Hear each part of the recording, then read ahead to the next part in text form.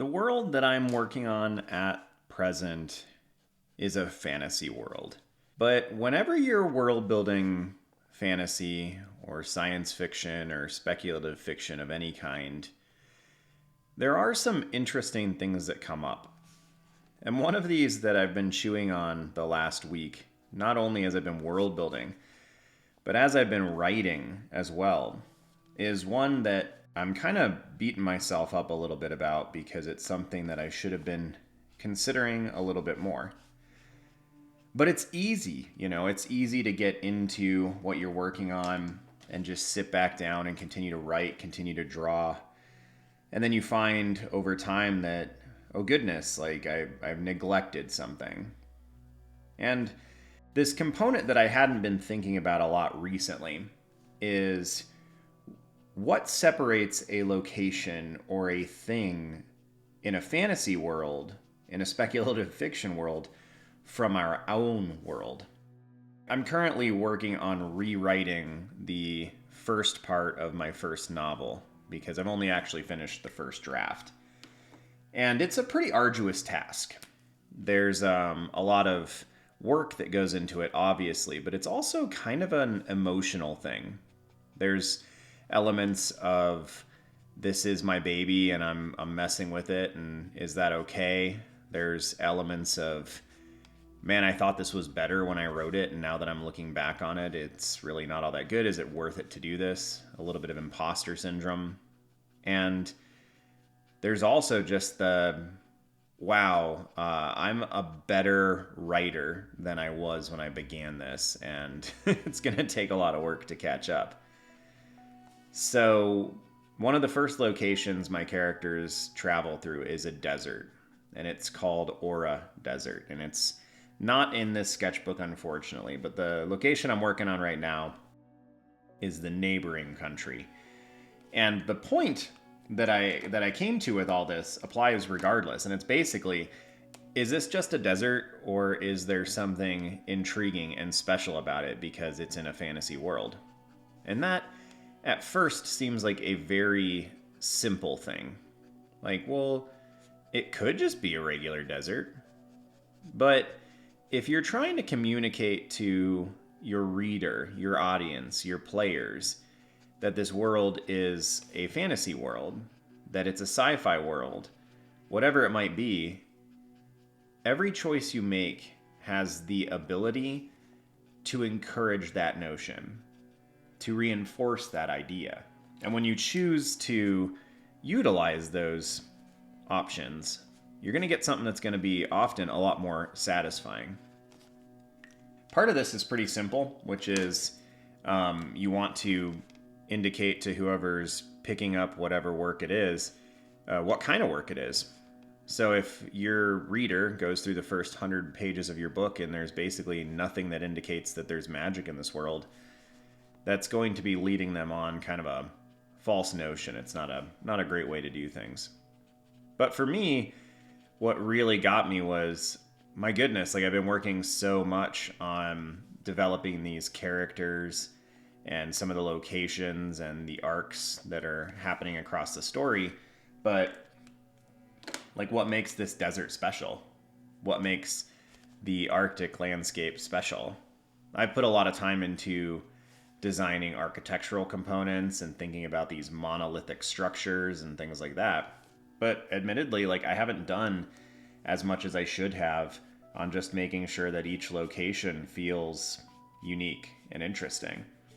And so that's kind of the stuff that I'm chewing on right now with that. But as we get started, I'd love to hear from all of you. Have you found anything similar?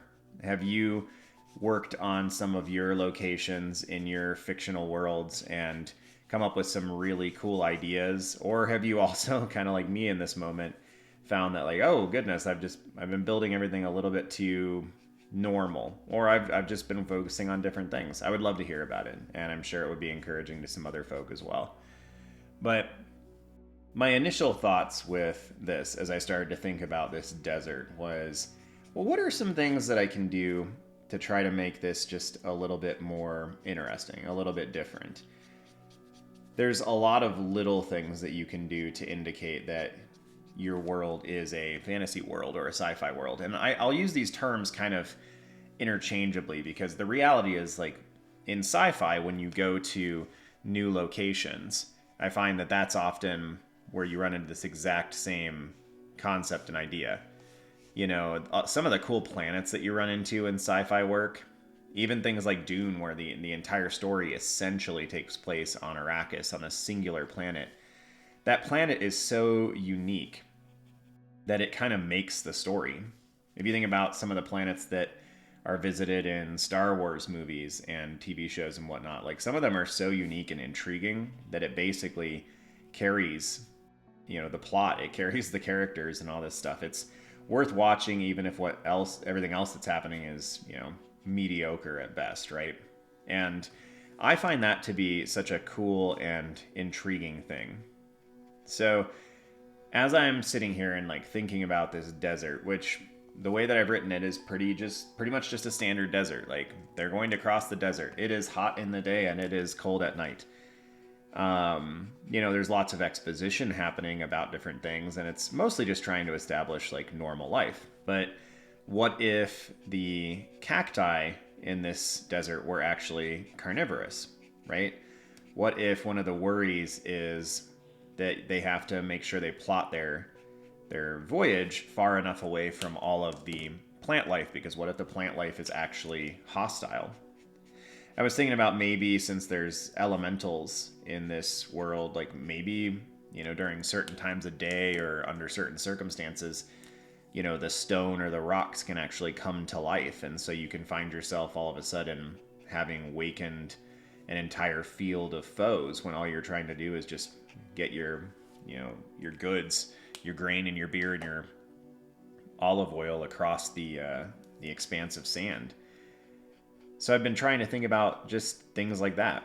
And I find that when you're world building, you have to usually start with ideas like that. Ideas that are pretty simple, or they're just kind of asking, what if? You know, what if the sand in this desert was actually made of glass instead of, you know, just, you know, broken down little stones? What if there are thunderstorms that turn the sand to glass? Those kinds of things, you can toss out those ideas and slowly kind of work them through to fulfillment, to try to do whatever it is that you need to do. I've found that as long as I am cautious not to be too hard on myself and rule out an idea quickly, that usually I can come up with some pretty intriguing things. Now, I haven't settled on the idea here. You know, some of the other locations in my world that are really intriguing is the capital of this desert is a city that is built underneath a giant stone. And the idea that I was going with there was, well, what if you had a city in the desert, but they solved the water problem in a really unique way? And so I know that there are some lizards and some beetles, and beetles mostly, that will actually go in the early morning in deserts and they'll climb to the top of the dunes, and they will just kind of sit there stationary, and they will wait until dew, you know, either from fog or just from condensation, forms on their body, and then drain that moisture into their mouth in order to get their water for the day. So I decided to play with that concept for a whole city. And so the idea is that this capital of Orus Rock is essentially just a giant stone that is sticking out of the desert. And the city's been built underneath it, and all these long conduits and channels have been carved into the huge stone. And so in the mornings, when it's, you know, you're starting to get the interchange from the cold of night into the heat of the desert day, that condensation forms on solid surfaces, and it forms on this giant rock, which they have polished so that it's super smooth.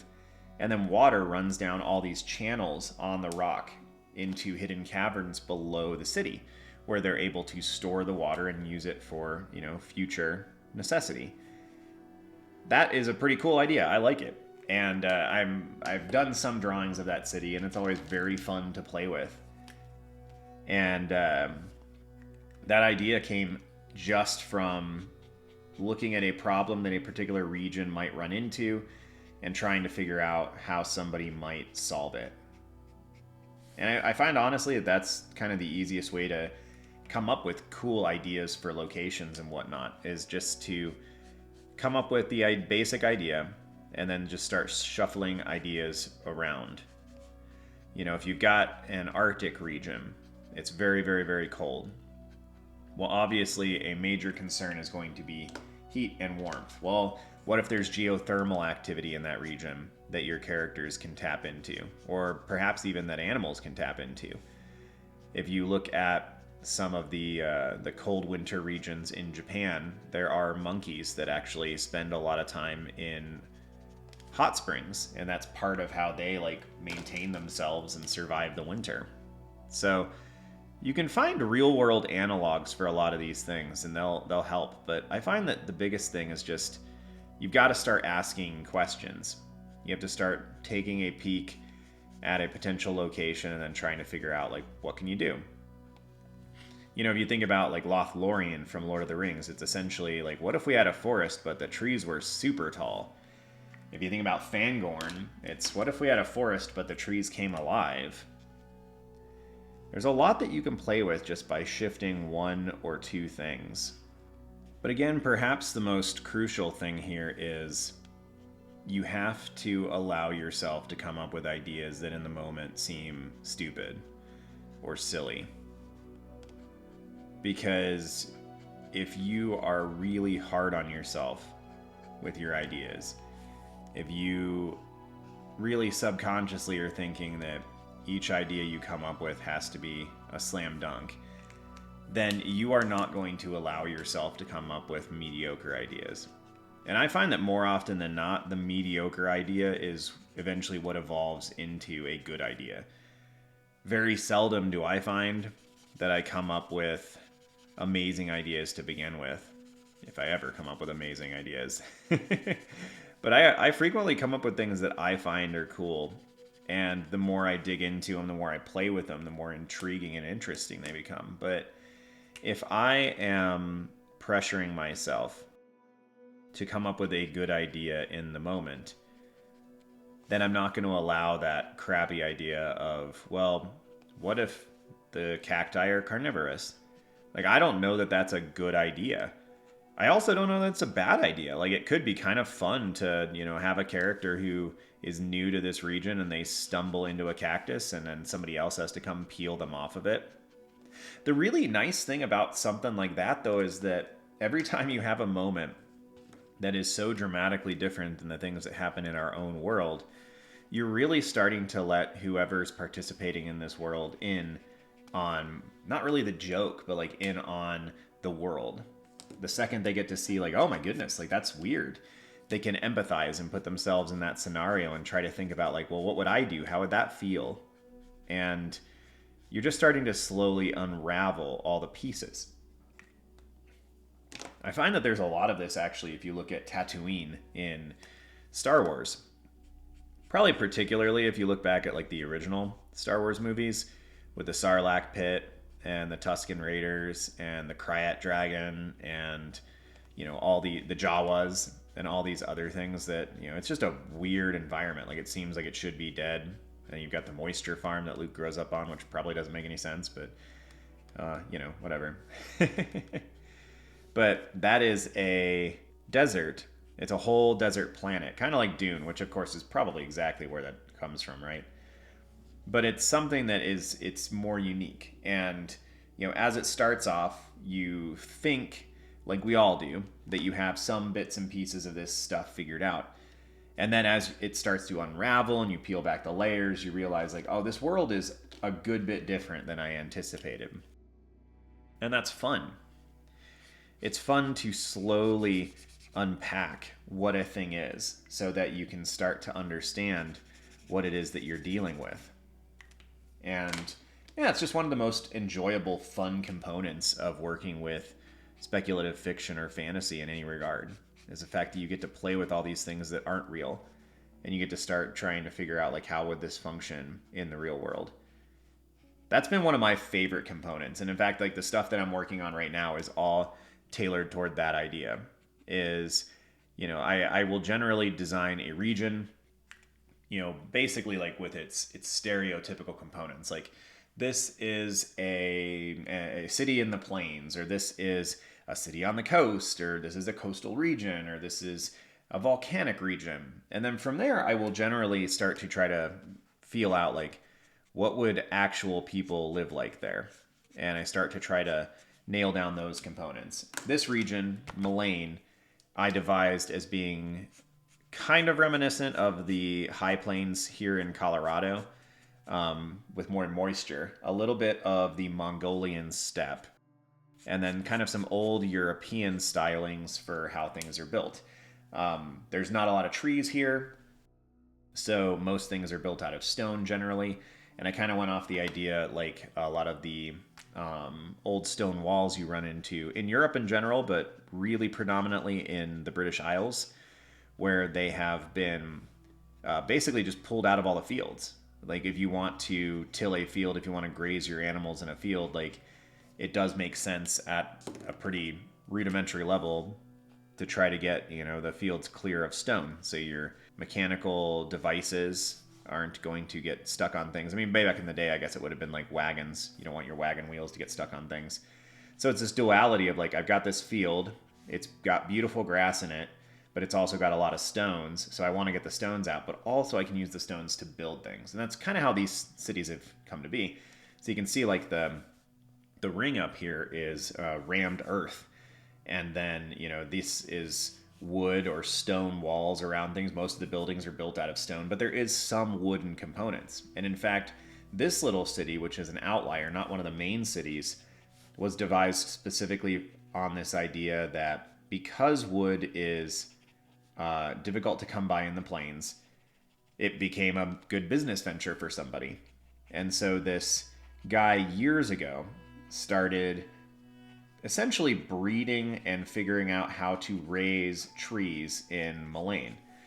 And he created this orchard or this farm that is adjacent to his city, and eventually built a whole, business around this idea of door trees, which is what they're called. And so it's kind of like engagement rings in our culture, right? It's this thing that was essentially, from my limited understanding, is it was a financial opportunity for somebody. Somebody was like, well, if I can get this to be a thing, then like we'll make a lot of money selling rings and whatnot.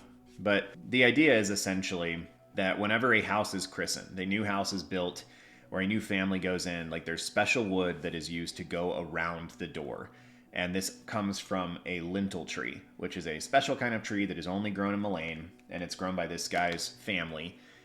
They're always grown on the west side of the buildings because that's the side that is protected from the wind or from the cities, on the western side of the cities. And it's just very, very specifically done. Part of it's tradition, part of it is wood is rare, part of it is somebody, having a pretty decent capitalistic mindset and going like, I can make some money on this. But it's, mostly tradition. And so these are things that have come up as I've like started to think about and process and figure out what I want to do with this culture that makes it a little bit different. If you have an omnipresent wind, like how are cultures and things going to develop? Well, trees are not going to grow as well. Maybe all the trees were chopped down in a previous age. That kind of happened in Iceland. There's a lot of different ways that I can go with it, but I find that allowing myself to continue to explore these ideas and not keeping myself from an idea that doesn't seem good at first is perhaps the best thing, like the best skill I've learned with all of this. There's also a lot to be said for traveling. I know that not everybody has the opportunity to like go travel to other countries. Like I just mentioned, there's going to be aspects of, ooh, I just smunched something funky there. There's going to be some aspects of Iceland in this because Iceland is a place that is really near and dear to my heart. But I live in Colorado, and even if I never had the ability to travel outside of my own country, there are so many different, diverse, crazy, and interesting ecosystems in this state alone. I've talked about it before on the channel, though I think it's been a really long time, that I think one of the best things for an artist in general is to get outside. I don't necessarily want to use the sometimes pejoratively contrived term touch grass, but there is a reality to, as an artist, you need to get outside. You need to see the real world. You need to go and interact with things and see how things are actually functioning. And there's no shade being thrown there. It's just a matter of, if you are trying to depict the real world, you need to observe the real world. And there are so many cool and beautiful things pretty much anywhere you live, unless you live, I guess, in a giant city where, all you've got is maybe a couple parks, and that's the only, natural forms you have. I don't know. Personally, I don't know how you could do that, but I know that a ton of people live in cities. Like, statistically speaking, if you're listening to this right now, there's a huge chance that you live in a city. And the biggest city I've ever lived in was Fort Collins, Colorado, when I was in college. And Fort Collins is not a huge town. It is, I think, somewhere between 125,000 and 200,000 people. When college is in session, it swells a little bit. But that was too big for me. The town that we live in right now, we don't live in. We live on the outskirts. And the town is only 4,000 people, and that's about the size that I like. But again, statistically speaking, like, there's a much higher likelihood that you listening to this right now live in a big city. I would love to hear about it too. Like, if you do live in a huge city, like, let me know in the comments if you're comfortable saying that. You don't have to give us your address, please don't. But I would be interested to know, because I pretty much always live in tiny little places because I like the quiet. And my brain just does a heck of a lot better if there's a little bit of wildlife and trees and things like that around me. Now, this, of course, leads me in my arrogance to say and assert that that's how all humans should live. And I do believe that to some degree. I also know that it's not something that everybody has the opportunity to do. I grew up in a place where it was not a big deal to move just a teeny bit out of town. But whatever it is that you have around you, whether it's just a giant park, or if you can get up into the mountains or go exploring, or specifically, like, if you have the ocean nearby you, which is something we certainly do not have here in Colorado. But if you've got the ocean, that can be this amazing thing. It's just super important as artists to get out and be a part of, that sounds so hippie-ish, but it's fine. Get out and be a part of, like, the natural world. Go on walks and see real things. I find that whenever I explore, like, they naturally work their way into my world building and my stories. There are so many cool little crazy places up in the mountains here in Colorado that just, somewhere down the road I end up writing something or world building something. It's like, oh yeah, this reminds me of this weird mountain lake we found this one time, and it's just cool. I really love getting out and seeing and observing what the natural world is like. And it's always going to find itself coming back into your work, because if you are designing any kind of speculative fiction, sci-fi, fantasy, or otherwise, like, there are going to be elements in there that are based on and built on our own world. Like, how could there not be, right? You can only really build off of and build from what it is that you know and understand to some degree. Yeah, you can exaggerate things. Yeah, you can make them more exciting. But at the end of the day, like, they're always going to be based on your own reality to some degree.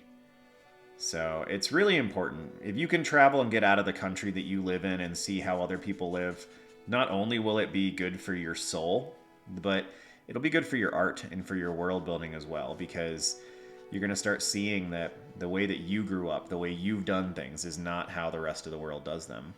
It's a really, really, really good thing. I think it's one of those things that's really good for just humanity in general. There's a huge portion of the populace here in the United States that never leaves the country or never even, leaves their home state. And I really do think it's to their detriment. I think if you have the ability, you ought to do some traveling. Generally, probably better to do in your youth, and it's going to be less expensive then.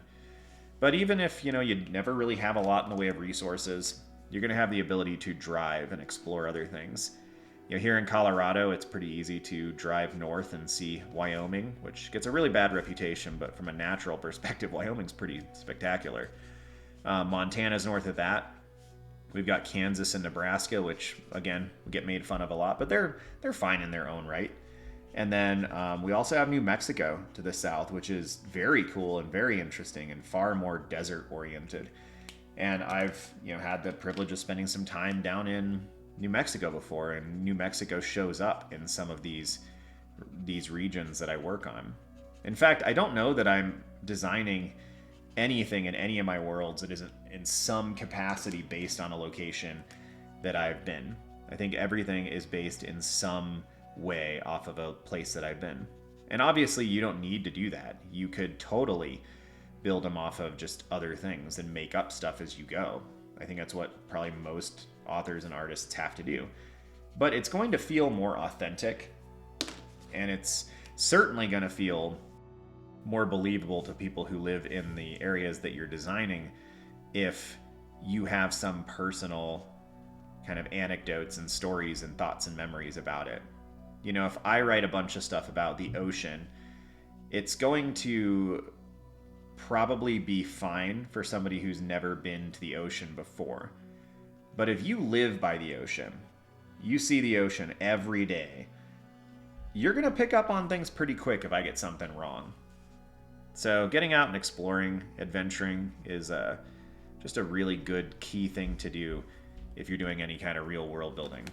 I would say that like a nice backup, if you can't, or maybe just in addition to it, is watch lots of documentaries. Like if you have time that you're dedicating to watching stuff and it's just nonsense TV shows that are not important, obviously downtime is good. But like I would consider watching documentaries because you will learn a lot about other places in the world, and you're still like kind of entertaining yourself in the meantime too. I mean, obviously that's how I exist, because I don't like watching new shows because they stress me out because I over empathize with the characters. But yeah, I would encourage you to wherever you are on that spectrum, that watching documentaries and things like that is going to be helpful because it's going to clue you in on other pieces and bits and whatnot about reality outside of your own world in a nice and constructive way.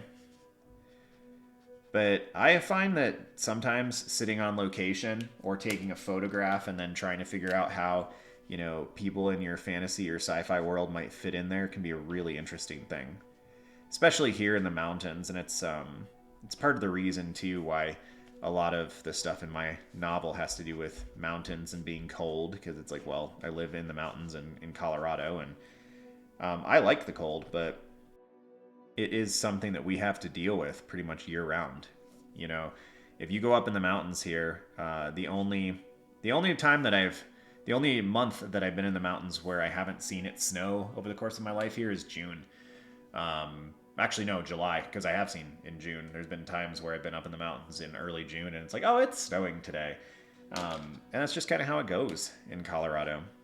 But you'll find that, especially the older you get, the more of your own life's experiences will start to leak into your artwork.